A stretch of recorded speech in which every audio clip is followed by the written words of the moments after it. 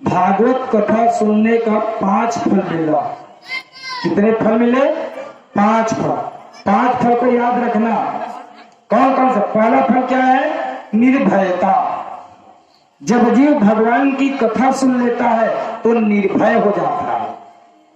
परीक्षित को काल का भय था, मृत्यु को भय था, तो कथा सुना तो मृत्यु का भय दूर हो गया।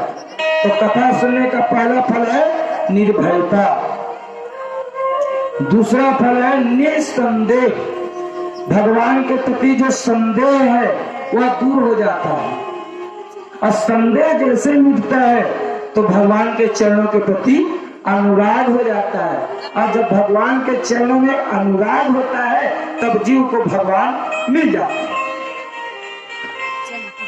और उसके बाद है प्रभु का हृदय में प्रवेश। जो कथा सुनते हैं ना उसके हृदय में भगवान प्रवेश कर जाते हैं। और चौथा फल है भगवत दर्शन। सब में भगवान का दर्शन, सब में भगवान की दृष्टि। सिया राम माया सब जग जाए,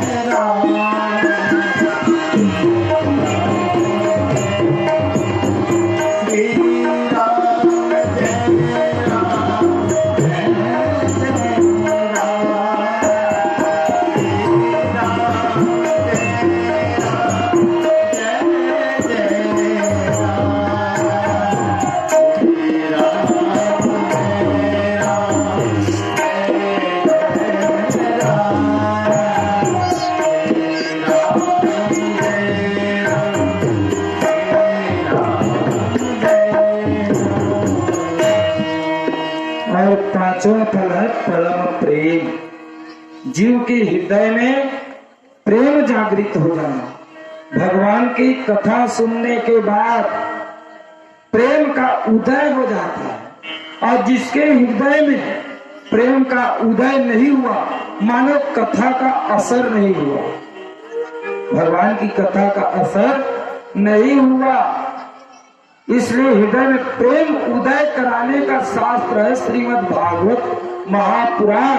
ये प्रेम का ग्रंथ है। भगवान कृष्ण से कैसे प्रेम करना है यदि ये सीखना है तो श्रीमद् भागवत महापुराण सुने।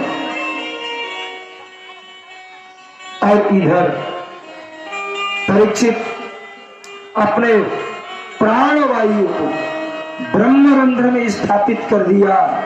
और ब्रह्मरंध्र में स्थापित करने के पश्चात भगवान कृष्ण के चरणों में अपनी आत्मा को मिला दी। यही परीक्षित की मुक्ति है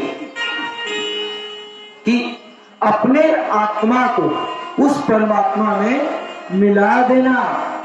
जीव का परमात्मा से मिल जाना, जीव का उस शिव में मिल जाना, यही मुक्ति है।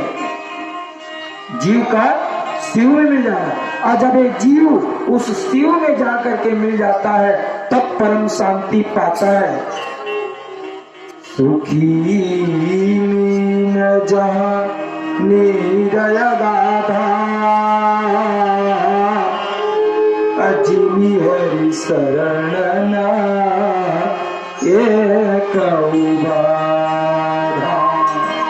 जब जीव उस परमात्मा के चरणों में समाहित हो जाता है तब उसको शांति मिलता है। यही परीक्षित की मुक्ति है। तो परीक्षित ने भगवान की कथा सुन करके जीते जी जीवन मुक्त हो गए। तब तक्षक आकर के उसको डसा। तो तक्षक आकर के किसको डसा? परीक्षित की आत्मा को नहीं, परीक्षित की आत्मा तो भगवान में मिल चुका था, परीक्षित के शरीर को डसा। इसका तात्पर्य क्या है?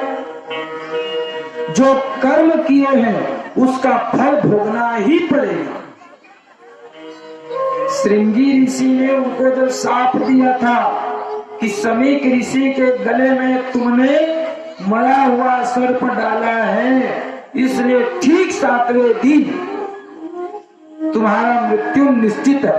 लेकिन एक बात है मित्रों, भगवान की कथा सुना करके, भगवान की कथा सुन करके